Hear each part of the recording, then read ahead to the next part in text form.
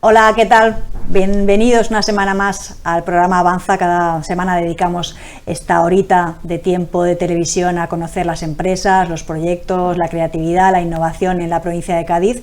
Y en un programa como este no podía faltar la cita de la que vamos a hablar en los próximos minutos, porque es una cita importante para el ámbito empresarial de la provincia de Cádiz. Es la convención empresarial que organiza la Confederación de Empresas de la provincia, la CEC, y de todo ello y de muchas cosas más que está realizando y organizando la CEC vamos a hablar con su secretaria general, con Carmen Romero. Bienvenida, Carmen. Hola, Amparo. ¿Qué tal? Estamos hablando de la convención empresarial el 15 de marzo en Arcos de la Frontera. En Arcos, eso es. ¿Qué es una convención?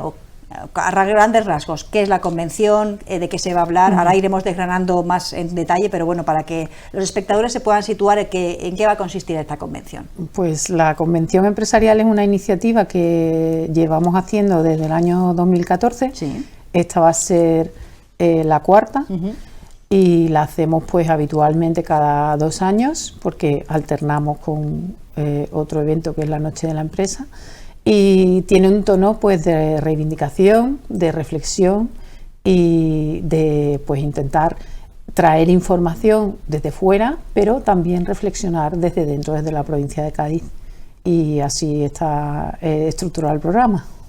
En ese programa, ¿qué podemos conocer o cómo se puede participar? ¿Qué contenidos vamos a tener? Muy bien. Lo primero que tenemos como conferencia inaugural es un plato fuerte, que es la impartición de esta conferencia por parte de Antón Costas, que es el presidente del Consejo Económico y Social a nivel nacional, que nos va a hablar de economía en sentido amplio.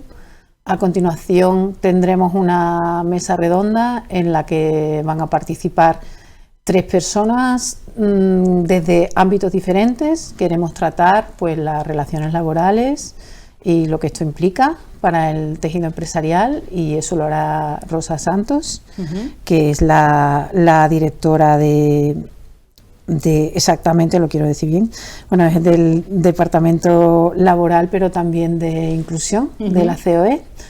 Y en esa mesa también estarán Juan Rodríguez Garat, es almirante de la flota española, y él va a hablar de geopolítica. Claro, de la flota parece que no tenga mucho que ver con la economía. Bueno, sí tiene que ver. Sí, tiene que ver porque él va a hablará sobre todo de la guerra de Ucrania y de qué efectos tiene esto a nivel global. ¿No? Y creemos que es un tema que tenemos que tratar. Por supuesto. Y por otro lado, esto para pues, empezar. Esto para empezar, sí. Y Javier Gala, que es un gaditano, que es el director de Renovables and Storage en Mercados Aries Internacional, lo leo para decirlo bien también. Sí, está bien. Pues él es experto en sostenibilidad y energías renovables y energía en general, y nos va también a ilustrar sobre ese tema. Todos los temas consideramos que tienen ahora mismo una importancia como para dedicar un tiempo y una persona que es experta nacional en esas cuestiones y que nos hable, y que después habrá pues un coloquio entre ellos, moderados por un periodista. Hombre, está claro que las renovables están de actualidad y, por supuesto, lamentablemente la guerra de Ucrania también.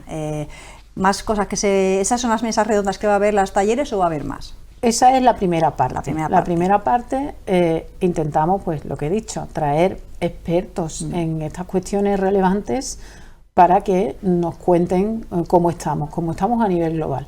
Después, la segunda parte, después de la pausa café, nos venimos a Cádiz, y entonces llevamos reflexionando en la organización en 3 mesas diferentes, que una es condiciones para el desarrollo, otra es nuevas tecnologías y nuevos modelos, y otra es la empresa en la sociedad, y en ellas pues hay unos portavoces que cuando este proceso de reflexión termine, que sigue abierto, pues tendrán unas conclusiones que ofrecer a los participantes en la convención, y igualmente pues se establecerá, después de lo que tengan que decir cada uno, pues se establecerá un coloquio entre ellos. ¿Y habrá después, para finalizar, algún tipo de conclusiones generales, sí, quiero decir? Sí, habrá unas conclusiones que van a correr a cargo de nuestro presidente, de Javier Sánchez Rojas, y también el cierre lo realizará Javier González de Lara, el presidente de la CEA, en la Confederación de Empresarios de Andalucía. Hemos dicho el día, el 15 de marzo, el sitio, Arcos de la Frontera, no hemos dicho las horas. Bueno, es en el hueco de la mañana. Será pues desde las 9 aproximadamente para empezar a las 9:30. Y estaremos pues hasta las 2:30 y después habrá un cóctel networking. Ese es el planteamiento. En el tramo de la mañana. Sí. La convención es en Arcos, ha habido antes, supongo que en otros lugares de la provincia, porque sabemos que la CEC tiene como obsesión, ¿no? Sí. Hacer provincia. Eso es. ¿Dónde ha sido antes? Bueno, hemos estado en Jerez, en Chiclana, en La Línea y bueno, con la convención quiero decir, la convención que hubiera tocado en el 2021, pues nos la saltamos y ahora vamos a la Sierra de Cádiz.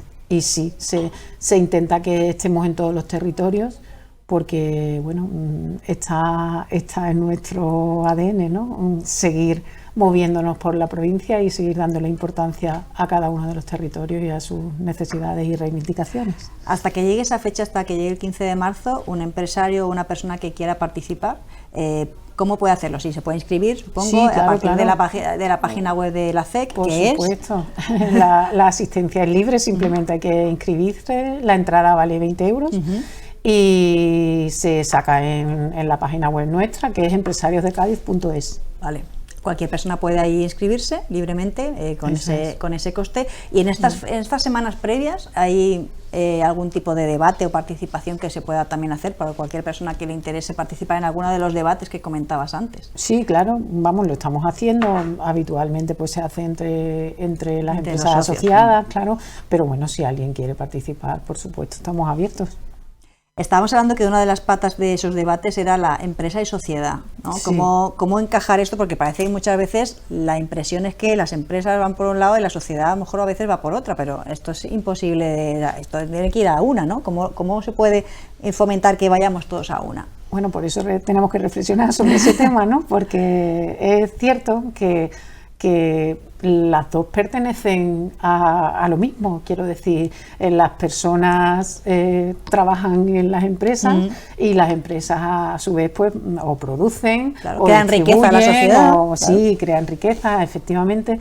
Entonces tienen que estar unidas, cada una dentro de su papel, lógicamente.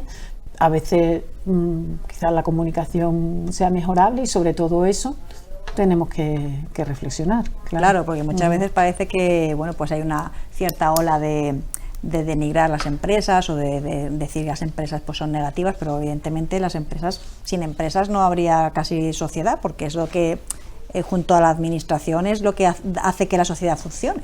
Bueno, nosotros siempre decimos que sin empresas no hay empleo, ¿no? Y es así. Hablando de empresas, es un detalle que parece menor, pero no lo es. No hace mucho, y ya no he perdido la noción del tiempo, pero tú me dirás, Carmen, cuánto hace que se cambió el nombre, que eso también que sé que es una obsesión del presidente Javier Sánchez Rojas, de la Confederación, que era de empresarios de la provincia de Cádiz, por Confederación de Empresas. Parece un detalle menor, pero está hecho con toda la intención, ¿no? Sí, bueno, conviven, de hecho conviven ambos nombres, aunque utilizamos cada vez más el nombre de empresa porque no se ha cambiado la denominación estatutariamente, sí. es a nivel de marca, ¿no? Yeah. Pero sí tiene un carácter de poner la empresa en el centro, de perder, pues si es empresarios y empresarias o no, estamos hablando de empresas. Y bueno, creemos que los tiempos van por ahí y que hay que actualizar la denominación porque las palabras definen las cosas, ¿no? Por supuesto. Hemos salido de la pandemia. Tú como secretaria general de la CEC, ¿qué impresión tenéis de los estudios, análisis, de lo que escucháis cuando os reunís con los empresarios? ¿Cómo ha salido la provincia de Cádiz de toda la crisis de la pandemia? ¿Se ha podido recuperar más o menos ya lo que había antes a nivel económico? ¿O todavía hay menos empresas se han perdido muchas empresas por el camino en estos 3 años?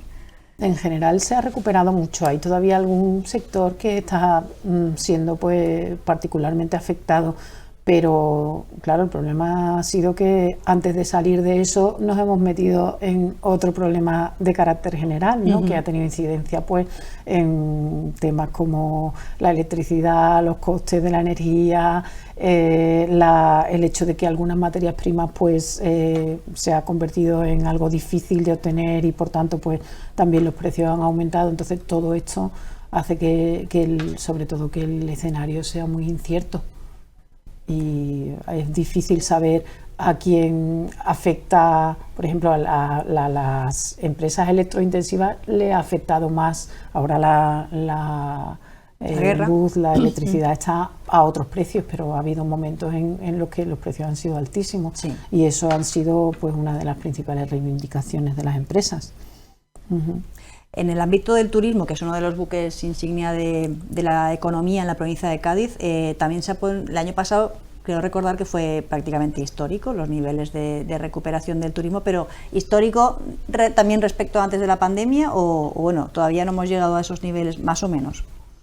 Bueno, yo exactamente no te puedo decir no una cifra exacta, pero sí es verdad que, bueno, que Cádiz a nivel turismo pues tiene unas condiciones magníficas, no solo las que naturalmente tiene, sino también de planta hotelera, de restauración, y bueno, eso se reconoce, y no es solo que Cádiz esté de moda, sino que tiene unas cualidades y características que se aprecian y que, por ejemplo, también es verdad que el turismo residencial también está aumentando, que para que haya un turista que decide comprarse una casa aquí, pues lo normal es que haya venido 5 o 6 veces a la provincia, pues va dejando su dinerito en por el distintos camino. Momentos, sí, y que bueno, que realmente es un sector que está yendo bien con carácter general. Después ahí dentro del sector pues siempre hay alguna empresa o algún sector concreto que puede tener más problemas, ¿no? Como agencias de viajes o algún otro.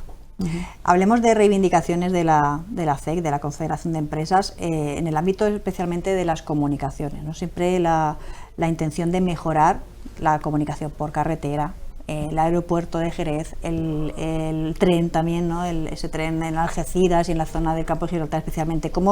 ¿Cuáles son, para los espectadores que no las conozcan, cuáles son las reivindicaciones de la CEC en cada uno de estos ámbitos, en el ámbito de las comunicaciones, ¿no? Porque al final muchas veces la gente viaja, hablando del turismo, cuando hay un AVE, ¿no? Oye, pues el AVE desde no sé dónde tal, y si no hay AVE, pues se pierde esa ciudad, ¿no? ¿Cómo están esas reivindicaciones en cada uno de los...? Aquí el tiempo es dinero, ¿no? Entonces hay que estamos en la periferia, lógicamente, y por eso también tenemos otras condiciones beneficiosas, pero estamos lejos, ¿no? Claro. de algunos sitios. Entonces necesitamos que eso se corrija a nivel de inversiones en determinadas infraestructuras. Por ejemplo, estamos haciendo una campaña ahora mismo con el tema de la comunicación entre Sevilla y Cádiz, que nos vamos a volver a meter en el verano y ya sabemos lo que pasa, ¿no? Ya no hay hasta la cola del peaje, pero hay otra cosa. No hay la cola del peaje porque no hay peaje, pero bueno, para el caso. Y entonces pues ahí estamos por un lado intentando mover el tema a ver qué solución se le da, que cualquier solución que al final mejore el tramo Sevilla-Cádiz es válida. En el Ministerio pues están con el compromiso de aportar una solución. Y las soluciones, perdona Carmen, podrían ser o la ampliación de un carril más de la antigua autopista, o la nacional, o la duplicación duplicarla. De la Nacional 4. En realidad, de lo que se trata, bueno, los estudios técnicos y qué es lo más viable, pues no lo tenemos que hacer nosotros. Nosotros lo que tenemos que reivindicar la comunicación, ¿no? Claro. Y que se tarde pues 1 hora y no...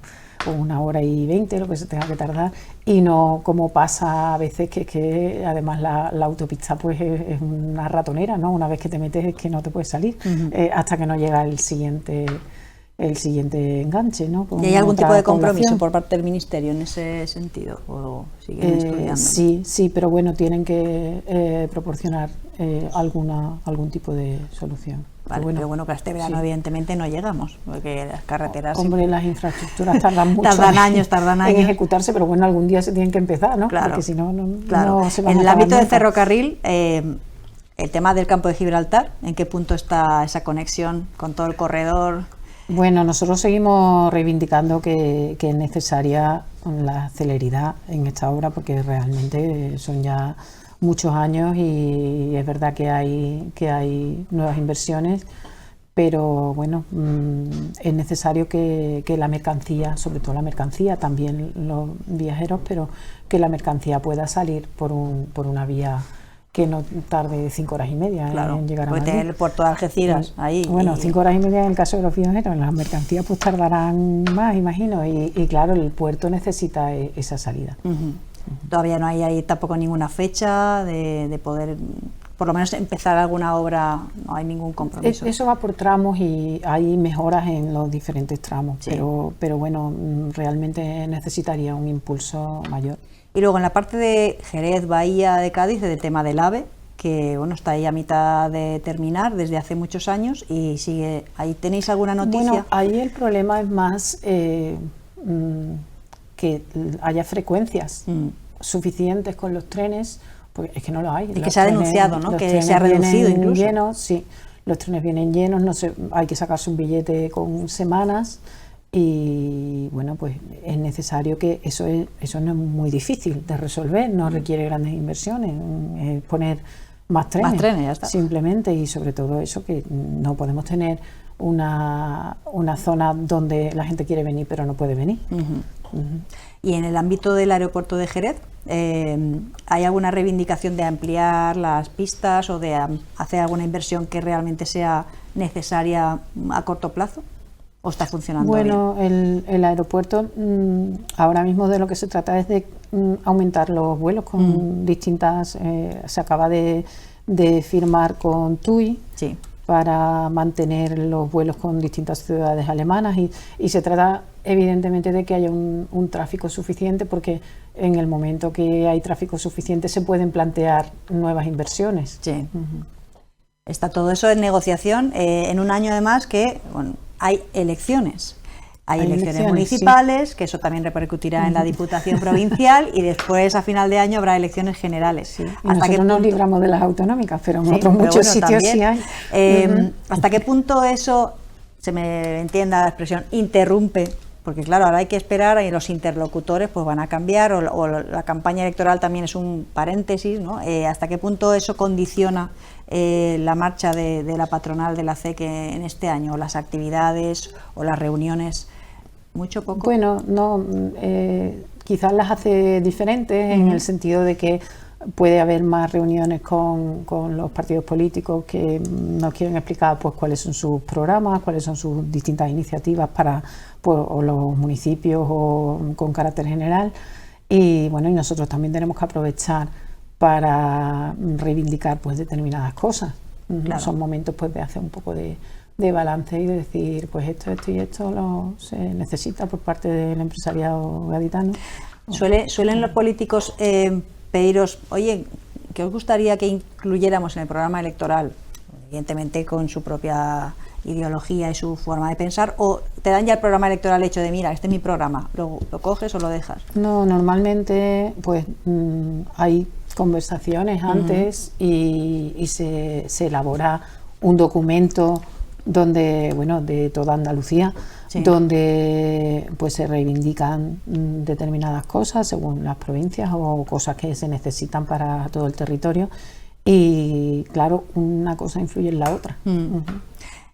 Otra cosa que no quiero que se me escape antes de terminar. Me decías antes que habéis hecho una campaña contra la economía sumergida, una campaña de concienciación, sí, porque partía también de un estudio previo. ¿Cómo se ha hecho ese estudio? ¿Qué datos hay, si los hay, del nivel de la economía sumergida en la provincia? Y bueno, esa campaña, ¿cómo ha sido? ¿Con el resultado? El estudio lo hicimos en el año 21, lo hizo un profesor universitario especialista en estos temas. Y bueno, es bastante técnico en muchas cuestiones, claro, lógicamente, y porque la economía sumergida además es algo difícil de medir. Complejo. Y lo que nos acaba diciendo es que hay pues en ese momento había un 29% del PIB de economía sumergida, pero sí es verdad que el año 2020 con la pandemia hizo que se redujera, entre otras cosas porque se hacían muchos pagos por tarjeta. Y ese año sí que cayó el porcentaje del PIB. Sí. Que lo que pasa es que, bueno, las cosas hay que estudiarlas con tiempo, más ¿no? perspectiva. Y bueno, pues es interesante quizá rediseñar un poco los últimos años, ¿no? Qué es lo que ha pasado. Lo que nosotros queremos, porque además es importante que las empresas puedan competir con otras empresas que cumplen la misma legislación que ellas, porque la economía sumergida no es solo cuánto no se ingresa porque se defrauda. No se ingresa el IVA. Por ejemplo, ¿no? El IVA o otras cosas. Tampoco es si se da de alta o no se da de alta a determinados trabajadores. Son más cosas. Por ejemplo, quién cumple con las obligaciones medioambientales o no. Claro. Y todo eso tiene un valor económico. Entonces, evidentemente, una empresa que cumple todas sus obligaciones no puede competir con una empresa que no las cumple, no puede dar un nivel de precio, costes y un nivel de una carga, digamos, superior al que se salta a esas normas. Exactamente. Entonces es algo complejo que hay que dirigir desde muchos puntos de vista diferentes, que, por ejemplo, un taller, y pongo un ejemplo, un taller que no gestiona sus residuos, pues no solo es que sea un fraude de determinado tipo, sino que eso lesiona el medio ambiente. Claro. Entonces todo este tipo de cosas se tienen que ir tratando, y para eso hemos hecho el año pasado ya, pero vamos a continuar una campaña de sensibilización, porque somos todos los ciudadanos los que tenemos que actuar en este sentido. Tenemos que tener una sociedad menos permisiva a tolerar pues determinadas actuaciones. No de menos sin factura, todo ese tipo de cosas. Es la punta del iceberg, pero habría muchas más. Se va a continuar la campaña. Entonces, me ha parecido un porcentaje bárbaro, ¿no? Casi un 30% de la economía, es muchísimo, la verdad. Es mucho, lo que nos estamos perdiendo en impuestos que podíamos... Bueno, es que además, claro, si ese dinero se hubiera ingresado, pues a lo mejor podríamos pagar menos impuestos en general, ¿no? Claro. Porque, o invertir en cosas que nos hacen más falta. O invertir en otras cosas que se necesitan, evidentemente. Al final son recursos que se pierden, ¿no? Evidentemente. Bueno, para terminar vamos a recordar el motivo principal de esta charla, Carmen, la Convención Empresarial, 15 de marzo, Arcos de la Frontera, reflexión, sinergias, networking, un montón de actividades empresariales interesantes. Poder apuntarse cualquiera en la página web de la Confederación, empresarioscadiz.com. Empresariosdecadiz.es. Lo he hecho todo mal. Empresariosdecadiz.es. ¿Alguna cosita más que quieras decir para animar a los empresarios y emprendedores? Que estaremos encantados de que vengan y de que, bueno, las personas que no nos conocen ese día pues tengan ocasión de conocernos mejor. Y que las plazas son bastantes, pero son limitadas, porque allí no cabe tampoco, así que si quieren venir, que no lo dejen. Que no lo dejen para última hora. Pues Carmen Romero, secretaria general de la Confederación de Empresas de Cádiz, muchísimas gracias, mucha suerte en todos los proyectos que lleváis adelante. Nosotros continuamos enseguida a vuelta de pausa, nos vamos a dar una vuelta flamenca.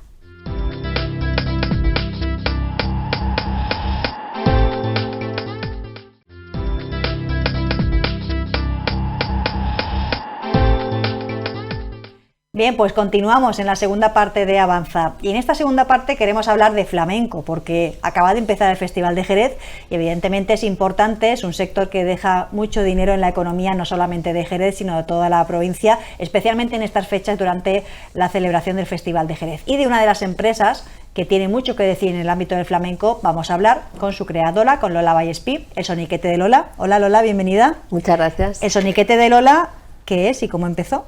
El Soniquete de Lola, ¿cómo empezó? Pues empezó en el 2018 sí. Y empezó a raíz de una evolución muy natural. Yo llevo muchos años trabajando en el mundo de la cultura, como gestora cultural y también como consultora en temas de responsabilidad social. Vivía en Barcelona hasta el 2015, 2016 me traslado a Jerez y de forma muy natural pues voy decidiendo que quiero aplicar todo lo que sé hacer al mundo del flamenco. Y en el 2018 dejo un poquito de lado, no del todo, no del todo, mi gorro de consultora en responsabilidad social y abro el Soniquete de Lola, pues para incentivar la cultura flamenca aquí en el mundo y siempre con una dimensión social e inclusiva. Y así nace. Es curioso porque tú eres de Andorra. Yo soy... ¿Tú de dónde eres? Jerezana y gaditana no eres. Bueno, ahora sí. De adopción. Ahora bueno, sí, de pero adopción. me interesa la evolución de cómo te has metido en el mundo del flamenco sin tener esa raíz, ¿no? Pues bueno, yo nací en un pueblecito muy pequeñito de la provincia de Tarragona. Mis padres emigraron, era una zona complicada a nivel económico. Mis padres emigraron para buscarse la vida, como mucha gente en los años 70, y se fueron a un país maravilloso que recomiendo visitar a todo el mundo, que es Andorra. Y allí crecí y allí pues estuve hasta los 17 años. Luego me fui a la universidad a estudiar en Barcelona, ya me quedé en Barcelona. ¿Y cómo te metió hacer muchas el cosas. Gusanillo del flamenco? ¿Cuándo empezó? Empezó en un espectáculo en Barcelona, en el 2006, si mal no recuerdo, 2006-2007. Acompañé a una amiga a ver un espectáculo de flamenco.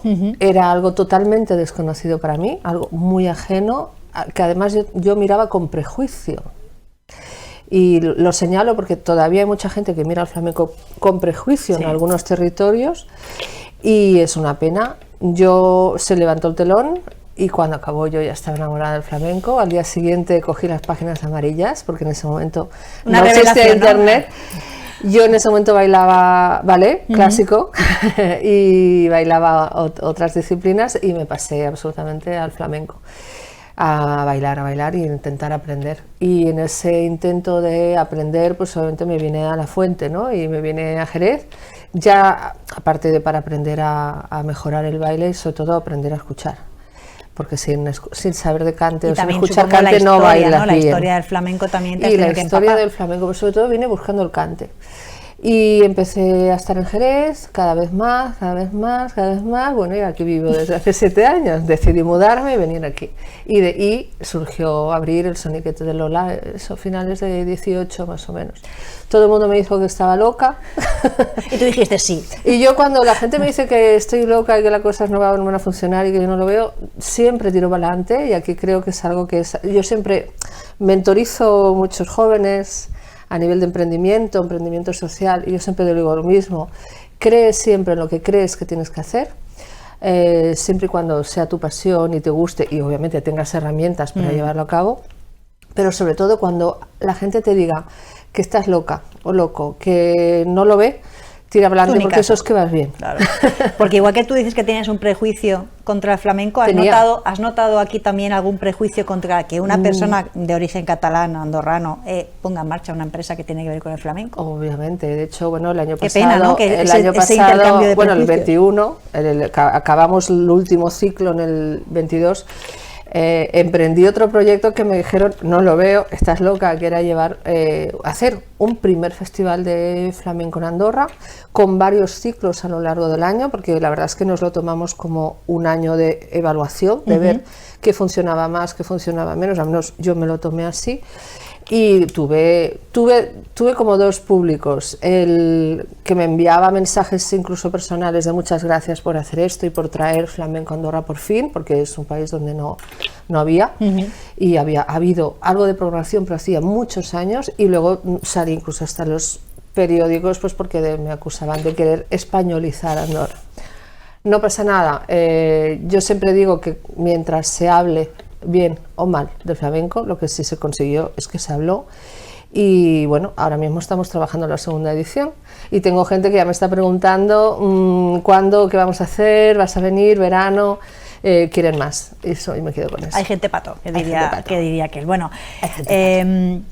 En estos años que llevas del Soniquete, ¿qué proyectos has trabajado? ¿En qué proyectos, aparte del de Andorra que comentabas, algún otro que te haya dejado ese pozo importante? O a lo mejor el primero, mira, pues el primero en que trabajé tengo ese cariño especial, o algún otro que hayas destacado.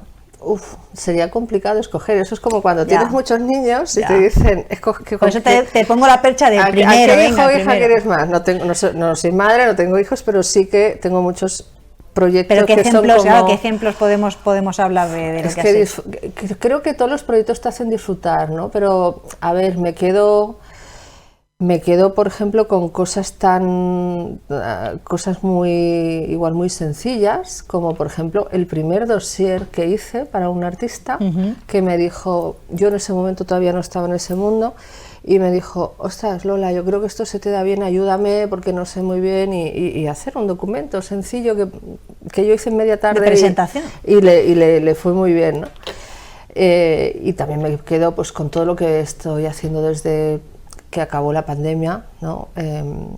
Y que creo que está siendo muy relevante, pues desde ahora ser la oficina técnica de David Lagos, uno de los grandes cantadores de Jerez y del mundo, con su espectáculo de Cantes del Silencio, que estrenamos en la Bienal de Sevilla y que vamos a rodar en muchos sitios entre este año y el que viene. Ahora mismo estoy ayudando a Chiqui de Jerez, por ejemplo, estamos creando un proyecto muy interesante de jóvenes talentos con sus talentos de la escuela. Estrenamos el espectáculo el 29 de abril en la Perla de Cádiz. La Compañía B, un proyecto de innovación social y flamenco que se llevó a cabo el año pasado en primera edición, un grupo de chicos y chicas a los que se ha ayudado a sacar un poco la cabeza a nivel profesional y a montar su propio espectáculo. No sé, la plataforma de crowdfunding, Sí. gracias a... Me presenté a una convocatoria de innovación cultural en 2020 y fue seleccionado el proyecto, la primera plataforma de crowdfunding especializada para flamenco. Ahora mismo tenemos un proyecto de captación de fondos en marcha, que es el primer disco en solitario de Óscar Lago, el guitarrista gaditano. O sea, que recaudas fondos de manera finalista, ¿no? Oye, voy a hacer este crowdfunding para esto, no decir, no, ya voy a ver en qué lo gasto. No, cada convocatoria tiene sus criterios, ¿no? Sí. Pero una convocatoria para ayudar a emprendimiento cultural, a pymes y micropymes de la cultura, y yo presenté la idea de quiero montar una plataforma online para que haya una plataforma de crowdfunding solo para flamenco. ¿Y por qué surge esto? Porque el crowdfunding funciona muy bien en España, de hecho es de los países donde mejor funciona, y dentro de la cultura especialmente. Y existe una plataforma que es la más conocida, que se llama Berkami, que de hecho nació en Barcelona hace muchos años, funciona muy bien, y curiosamente yo quería subir un proyecto de flamenco y lo que me di cuenta es que no estaba repertoriado como ni arte musical ni arte dancístico. Entonces pensé, me parece muy mal que una plataforma cultural de aquí, pionera en cultura, tenga el epígrafe de rock and roll, de jazz, de música clásica, pero no tenga el del flamenco. Entonces pensé, toda esta gente que necesita fondos y que obviamente no llegan a las ayudas y subvenciones públicas porque son pocas, sí, y difíciles de conseguir, pues esta plataforma está pensada para ellos, para que de alguna manera, de forma fácil, puedan subir un proyecto a una plataforma y conseguir. Y tú les ayudas a subir ese producto, digamos, me he dado cuenta, a elegir el producto. Fíjate que me he dado cuenta porque durante lleva un año abierta y ha habido muy pocos proyectos en ella, a pesar de los cientos de llamadas y de gente que quiere subir proyecto. Pero luego me he dado cuenta que hay un problema, que es no todo el mundo tiene el tiempo, pero sobre todo el conocimiento para poder presentar un proyecto a una plataforma o a cualquier sitio. Sí. Es decir, presentar la idea de forma concreta, estructurarlo, los objetivos que voy a hacer. Y eso es una carencia que he notado y que ha hecho que frenara la subida de proyectos a la plataforma. Por eso ahora, de hecho, voy a empezar a impartir formaciones absolutamente gratuitas. Empiezo el 7 de marzo en el Festival de Jerez para un grupo de 10 personas máximo, para ayudarles a presentar sus ideas, sus proyectos. Ya no, obviamente para meterlo en la plataforma de crowdfunding si ellos quieren, pero sobre todo ya es una formación que va un poco más allá, porque creo que en este mundo es muy importante saber presentar tu idea, porque hay ideas muy buenas, pero tanto no se saben. De palabra como por escrito. Por entiendo. escrito, exactamente. Sí. Y en quien quiera participar, ¿cómo se puede apuntar a eso? Tiene que enviar un correo electrónico a mi email, lola@soniquetedolola.com, presentando el proyecto en tus propias palabras, Y tú ya ves lo que le falta. Y yo podría hacer una selección para encajar un poco que todos los proyectos tengan, digamos, una coherencia para trabajar juntos. O una base, ¿no?, desde la que tú puedas construir. Y de hecho eso yo ayudo a todo el mundo que quiera subir cualquier proyecto a la plataforma, les ayudo absolutamente desinteresadamente para ayudarles a plasmarlo. Has mencionado el Festival de Jerez, que estamos ahora plenamente inmersos. ¿Cómo es de importante? La ciudadanía, ¿nos damos cuenta realmente del valor que tiene el Festival de Jerez? Es algo que me sorprendió al principio cuando yo venía a Jerez, y precisamente venía al festival, que quien ya está metido en el mundo del flamenco sí que lo sabe. Pero hay todo un mundo de ciudadanos de Jerez que no saben que existe el festival, o les suena como de lejos, y desde luego no saben ni cuándo es. Yo ayer, por ejemplo, estaba en un grupo totalmente ajeno a este mundo, y estaban programando algo para la semana que viene. Digo, pero es que es el festival. ¿Qué festival? Digo, ostras, el Festival de Jerez. Pero es una pena, pues ¿no? Porque suena. después de tantas ediciones que no se haya conseguido imbricar absolutamente el festival por toda la ciudad. Bueno, yo por ejemplo hice una cosa cuando empecé a hacer flamenco en Andorra, que es llevar flamenco a las calles. Yo durante 2, 3, 4 días hacíamos performance de flamenco en la calle abierta mientras pasaba la gente en las plazas, y era una forma de que la ciudadanía se diera cuenta que algo estaba pasando, ¿no? Yo siempre he pensado que me imagino varios escenarios pequeños por toda la ciudad, plazas, ¿no? Durante Jerez, durante el festival. Siempre me he imaginado pues gente de la ciudad, jóvenes talentos, mostrando su arte a la gente que está paseando, ¿no? Y quien dice en el centro dice en otros sitios, ¿no? Creo que igual sería una buena opción para, primero, animar las calles más de lo que ya están, y que la ciudadanía que está trabajando, que sale de una reunión, que sale de la tienda, se dé cuenta que algo está pasando, ¿no? Porque más allá del Festival de Jerez, Jerez como ciudad explota como podría el hecho de ser la cuna del flamenco, porque tiene grandes artistas que muchas veces triunfan fuera, ¿no?, antes de tener aquí su sitio, ¿no? ¿Todavía queda mucho por explotar la marca Jerez Flamenco? Yo creo que sí, yo creo que sí. Jerez tiene una marca muy buena como ciudad, tiene una base buenísima, pero yo creo que no se está explotando, no se ha explotado todo de la forma más estratégica posible. Y yo creo que hay mucho por hacer, pero lo bueno es que hay una gran base. Y sobre todo a lo mejor la mejor unión entre el sector público y el privado, que muchas veces va cada uno a lo mejor por su lado. Cada uno va por su lado. Yo, por ejemplo, que soy una gestora cultural de aquí, pues la verdad es que no he tenido la oportunidad de poder colaborar, ni he tenido ningún tipo de ayuda, colaboración, ni mención, ni soporte por parte del ayuntamiento, lo que me parece curioso, ¿no? Porque tampoco somos tantos en la ciudad, y desde luego tampoco somos tantos los que además estamos legalizados. Es decir, todo el mundo sabe que en el mundo del flamenco, de la cultura, puedes estar de forma totalmente jurídicamente y legalmente y fiscalmente como debe ser y como no debe ser. Entonces tampoco somos tantos los que trabajamos en la ciudad de forma ética, transparente, legal y fiscalmente correcto, ¿no? Pero bueno, eso también echo de menos ya sabréis quién está legal, ¿no? Más o menos por el... Creo que lo sabe todo el mundo, ¿no? Quién está ilegal. De eso justo, de la economía sumergida, hablábamos justamente en la entrevista anterior con la secretaria general de la patronal, de la importancia de la economía sumergida. Sí. Lola Flores. Ya sé, que me has dicho antes, ya sé que Lola Flores no es flamenco, y evidentemente, pero sí que es marca Jerez y es su centenario. Entonces, bueno, podemos aprovechar, hace poco, ¿no?, participábamos de una reunión del clúster turístico para aprovechar el nombre, el centenario de Lola Flores para beneficio turístico de la ciudad. ¿Cómo podemos imbricar eso también con el flamenco? Lola Flores no hacía flamenco, pero era la mujer más flamenca del mundo, por su forma de ser, su forma de vivir y por quién era. Fuera posiblemente la asocian al flamenco. Y por quién era. Es una gran marca, es una marca que es un icono pop actual. Hay gente joven que sabe quién es Lola Flores, eso me parece una maravilla.